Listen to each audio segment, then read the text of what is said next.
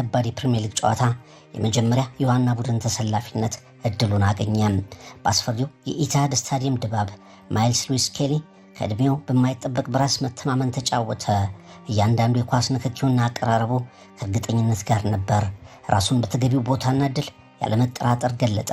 እንደ አንዳንዶች አስተያየት ለመጀመሪያ ጊዜ ለዋናው ቡድን እንደገባ ሳይሆን ቢያንስ አንድ ሲዝን አብሮ እንደነበረ የቡድን አባል ሆነ።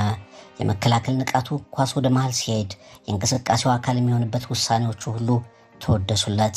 When you come into the team, there's a lot of lads who are here to help you out and stuff, and then we hope that for him he only has to worry about his own head and his own coolness, and obviously he has plenty of that. So yeah, we just wanted to do what we could to help him out and help him enjoy it, and I think he did. It looks like he did. Good ball by Rice. Lewis Skelly took it in his stride well and shoots.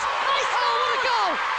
አርሰናል ዘንድሮ በተጫዋቾች ጉዳት ሲታመስ ክፍተት ለመሙላት ታጭተው የወደፊት የቡድኑ ወሳኝ ተስፋዎች መሆናቸውን ለማሳየት ከቻሉት የሃል ኢንድ ውጤቶች አንዱ መሆኑን ያሳየው ሉዊስ ማይልስ ስኬሊ አርሰናልና ማንቸስተር ሲቲ በኤምሬትስ በተገናኙበት የፕሪሚየር ሊጉ የመልስ ጨዋታ ላይ እንደገና በችሎታው አነጋጋሪ ሆነ። አርሰናል ማንቸስተር ሲቲን 5-1 በሆነ ሰፊ ውጤት ሲያፈራርስ የዋና ቡድኑ የመጀመሪያ ጎሉን በድንቅ መንገድ አስቆጠረ። ኤምሬትስን ፍጹም በደስታ ማዕበል ውስጥ የከተተች ጎል ከማስቆጠሩ ባሻገር የሲቲውን ኤርቪን ብራውት ሃላንድንና የጎል አከባበሩን ጎል ካስቆጠረ በኋላ በማስመሰል አንተ ደግሞ ማነህ ለሚለው የሲቲው አጥቂ የኢቲሃድ ፍጥጫ ወቅት ጥያቄ አስገራሚ ምላሽ ሰጠ። አሁን አርሰናሎች ሚኬል አርቴታና ሌሎችም የእግር ኳስ ተመልካቾች የአንድ እግር ኳስ ተሰጥኦ በከፍተኛ ደረጃ መወለድን በደንብ ይነጋገሩበት ጀመር።